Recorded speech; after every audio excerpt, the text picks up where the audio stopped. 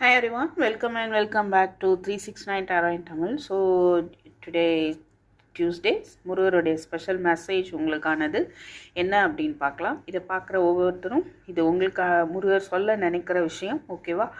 அதனால் நீங்கள் ஓ முருகா அப்படின்னு கமெண்ட்டில் டைப் பண்ணிக்கோங்க. உங்களுக்கு இந்த மெசேஜ் அவர் கொடுக்கக்கூடிய ஒரு மெசேஜ். அபயம் கிட்டும், எஸ் உங்களுக்கான வழி பிறக்கும் அப்படின்னு சொல்கிறாரு. ஓகே, என்ன ஒரு விஷயத்தில் வழி கிடைக்கலன்னு தேடிட்டு இருக்கீங்களோ அந்த வழி பிறக்கும். பாதுகாப்பு வேணும் அப்படின்னு நினச்சிட்டு இருந்தீங்கனாலும் உங்களுக்கான ஒரு பாதுகாப்பு கிடைக்கும். பொறுமையாக இருங்க. உங்களுக்கு ஏற்பட்டுருக்க டிலேஸ் எல்லாம், தாமதங்கள் எல்லாமே கண்டிப்பாக உங்களுக்கு ஒரு வாழ்க்கையில் அற்புதத்தை தான் கொண்டுட்டு வரப்போகுதுன்னு சொல்கிறாரு. அவருடைய கடைக்கண் பார்வை, அவருடைய அருள் உங்களுக்கு கிடைக்க போகுது கூடிய விரைவில், ஓகேவா? ஸோ நீங்கள் ஒரு சில விஷயம் உங்களுக்கு ஏன் எனக்கு மட்டும் இப்படி நடந்துட்டுருக்குன்னு நீங்கள் நினச்சிட்டு இருந்தீங்க அப்படின்னா, அவர் சொல்லக்கூடிய பதில் என்ன அப்படின்னா, மற்றவங்களுக்கு செய்கிற நன்மையோ தீமையோ இரண்டும் நமக்கு நாமளே செய்து கொண்டவை, அதன் பலன் நம்மை சேரும் அப்படின்னு சொல்கிறாரு, ஓகேவா?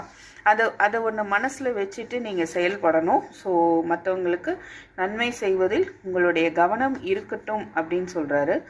முதல் படையான திருப்பரங்குன்றம் முடிஞ்சால் நீங்கள் போயிட்டு வரலாம். ஏவல் முறையும் சில பேருக்கு சுற்றி இருக்கிறவங்களால பிரச்சனைகள் ஏற்பட்டுருக்கு அப்படின்னா அது ஒரு முடிவுக்கு வரும், ஓகேவா? தேவையில்லாமல் உங்களை அவங்க ஏதோ வசியம் பண்ணிகிட்ருக்காங்க அப்படின்னா கூட அந்த ஒரு விஷயத்தை அவர் முறியடிக்க போகிறாரு. ஹெல்த்து ப்ராப்ளம் இருக்குது, பிறவி பிணி தீரும். ஸோ ஹெல்த்து ப்ராப்ளம் இருந்தாலும் உங்களுக்கு அதில் அதாவது ரொம்ப காலமாக இந்த நோய் இருக்கலாம், ஒரு சிலருக்கு ஹெல்த் ப்ராப்ளம், அது சரியாக போக போகுது அப்படின்னு சொல்கிறாரு. சாரி. அண்ட் சிலருக்கு இந்த பிறவி எடுத்து நீங்கள் அழுத்து போய் மனசார அவர்கிட்ட வேண்டிட்டு இருக்கீங்க அப்படின்னா இந்த பிறவியோட உங்களுக்கு ஒரு முற்றுப்புள்ளி, அதாவது ஒரு முக்தி கிடைக்கும் அப்படின்ற ஒரு மெசேஜ்.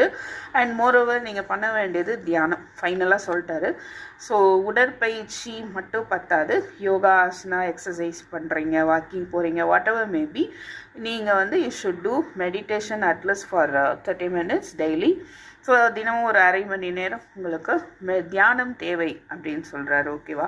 அது பயங்கரமாக ஒரு மனோபலத்தை உங்களுக்கு கொடுக்கும். ஓகே, ஸோ தேங்க்யூ ஃபார் வாட்சிங்.